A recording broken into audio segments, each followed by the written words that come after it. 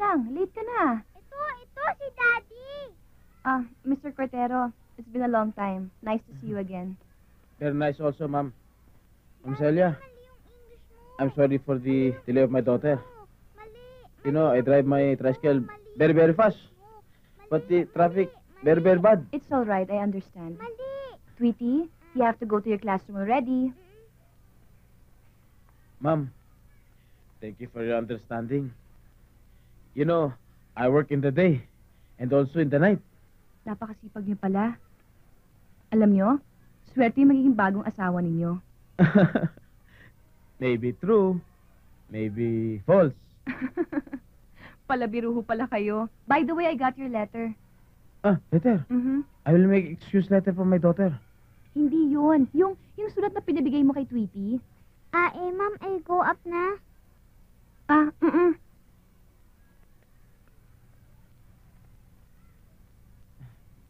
By the way, ma'am, you better speak in Tagalog na. Mukhang nahihirapan na kayo eh. O sige. Totoo ba yung nakalagay doon sa sulat mo? Depende kung ano tuting sa inyo. Seryoso kayo doon? Ano sa palagay niyo? Hay nako. Believe na talaga ako sa inyong mag-ama. Mahusay ang teamwork ninyo. Anyway, Mr. Cortero, I have to go kasi naghihintay na yung mga estudyante ko eh. Bye. Ingat ka.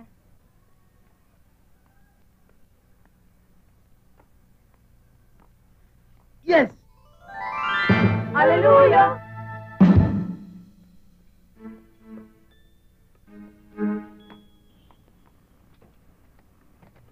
Oh, Roman. Oo. Nga, tanghali na ako eh. Teka, Joe.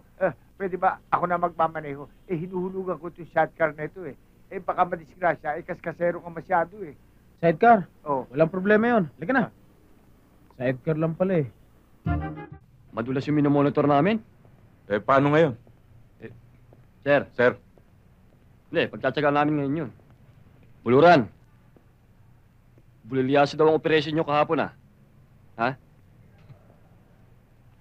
Kumusta na si Sarge? Buhay pa ba? Mangongolekta na ba kami ng pampalibing?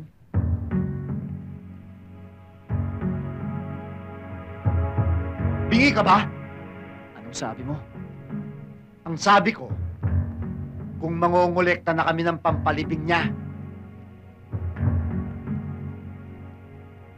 Huwag muna. Saka na lang. Kapag ikaw na nilibing.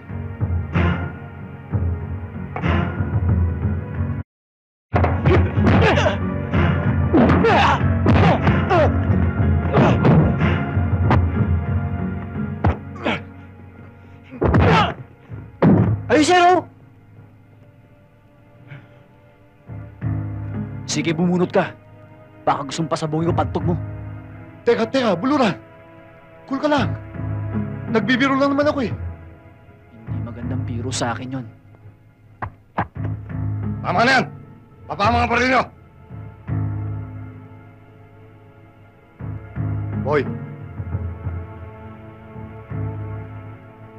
Boy, tama na yan. Baka maihiya mo pa tong baril ko. Kalawangin.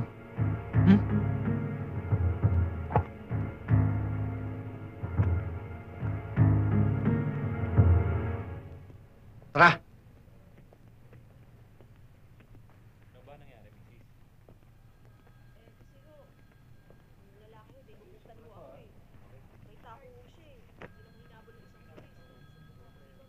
Boy, konting lamig lang.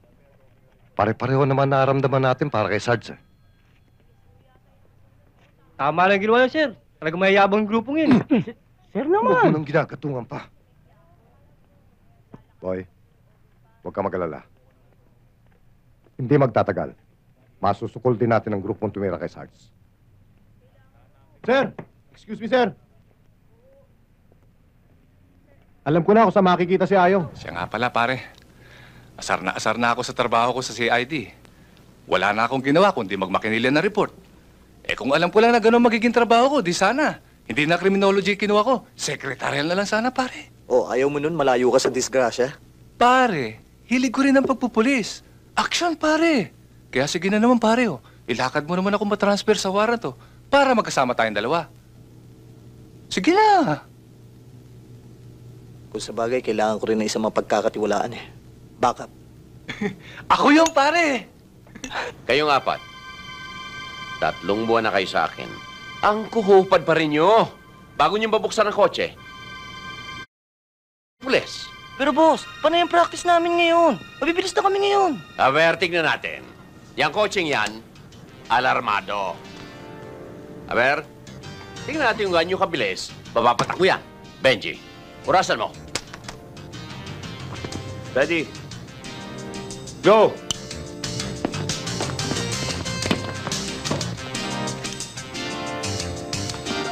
Ayos na, boss.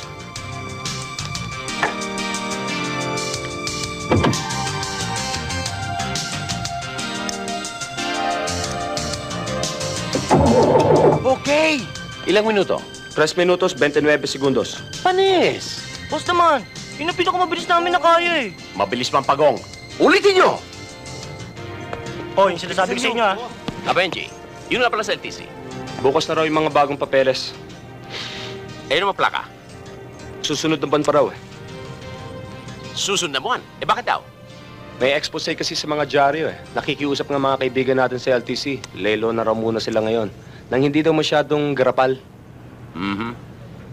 Eh, yung pulis Makating Boy Scout. Si Afuang? Si Aswang. Kaya na ni Kernel yon. Oh, sige na, baba na lahat. O, ilan yan? Boss, 5 lang eh. Bayad! O, hige. Na. Atirasyon doon sa mga suki natin. Hindi ba dapat, boss, tigilan nyo na yung negosyo nyo? Big time na tayo ah. Hindi mo ba alam na dyan ako nagsimula sa mga aso?